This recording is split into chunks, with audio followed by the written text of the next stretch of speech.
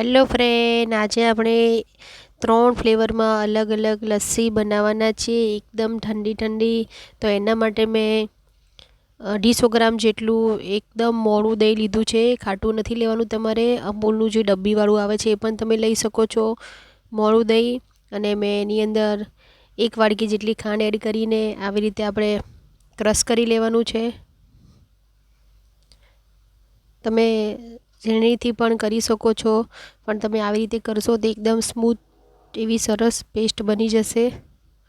એને 1 મિનિટ માટે આપણે પલ્સ મોડ પર ચલાવી લેવાનું છે. અને આપણું આ એકદમ સરસ મિક્સ થઈ ગયું છે. હવે આપણે સૌથી પહેલાં બનાવી લઈશું રજવાડી લસ્સી. અને હવે આપણે સૌથી પહેલાં બીજું નાનું મિક્સર જાર લઈ લઈશું. એની અંદર મેં કાજુ, બદામ, પિસ્તા અને કેસરને પલાળીને રાખ્યા છે 10-15 મિનિટ પહેલાં. એને આપણે બ્લેન્ડ કરી લઈશું. એકદમ ઝીણા નથી કરવાના, એને પણ પલ્સ મોડ પર આપણે થોડા દરદરા ક્રશ કરી લેવાના છે. આ લસ્સી બહુ જ સરસ લાગે છે ફ્રેન્ડ. રજવાડી લસ્સી તમે જરૂરથી ટ્રાય કરજો. જોઈ શકો તમે આપણે આવી રીતની દરદરી પેસ્ટ બનાવવાની છે. હવે આપણે જેમાં લસ્સી બનાવવાની છે એ ગ્લાસ લઈ લેવાનો છે અને એની અંદર તમારે 2 થી 3 ચમચી જેટલું એડ કરી દેવાનું. પછી આપણે એની અંદર જે મીઠી દહીંની લસ્સી બનાવીને રાખી છે એને એડ કરી દઈશું.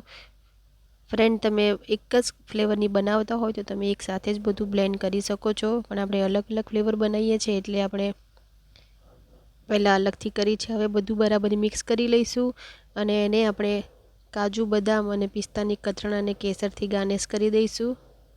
તો રેડી છે આપણી રજવાડી લસ્સી. હવે આપણે બનાવી લઈશું મેંગો લસ્સી. મેંગો લસ્સી બનાવવા માટે મેં 1 વાડકી જેટલા કેસર કેરી લઈ લીધી છે. એને આપણે બ્લેન્ડ કરી દેવાની છે આવી રીતે ચટણી જારની અંદર. આવી રીતની પેસ્ટ બનાવી લેવાની છે. પછી આપણે ફરીવાર જે ગ્લાસમાં આપણે લસ્સી બનાવવાની છે એ ગ્લાસમાં આપણે 2 ચમચી જેટલું પ્યુરી એડ કરી દેવાની છે આ કેરીની જે આપણે બનાવી છે એને. અને પછી આપણે જે મીઠી લસ્સી બનાવી એને પણ એડ કરી દેવાની છે અને બધું સરસ આપણે બરાબર મિક્સ કરી લઈએ.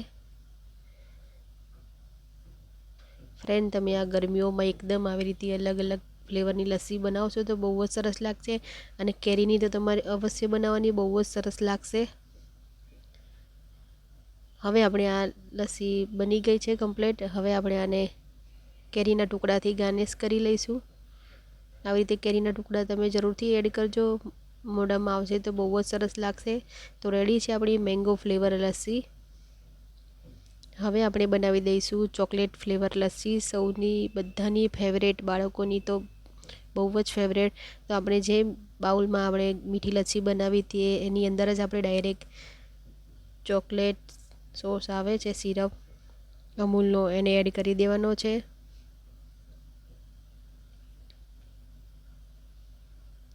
તમે આમાં ચોકલેટ પણ એડ કરી શકો છો. મેં બરફના કતરણ એડ કરી છે થોડી અને બધું સરસ બ્લેન્ડ કરી લઈશ. ફ્રેન્ડ, તમે બાળકોને અને તમારા ત્યાં કોઈ ગેસ્ટ આવ્યા હોય તો એને પણ તમે આ લસ્સી બનાવીને સર્વ કરી શકો છો. બહુ જ સરસ લસ્સી બને છે.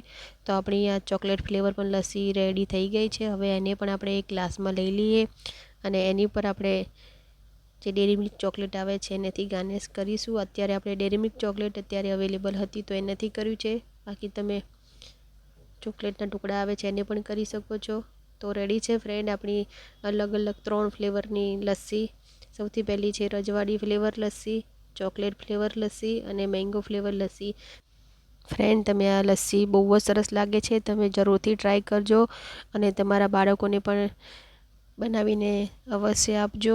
વેકેશનમાં એકદમ ઠંડી ઠંડી લસ્સી તમારા ત્યાં કોઈ ગેસ્ટ આવે તો પણ તમે બનાવીને આપી શકો છો.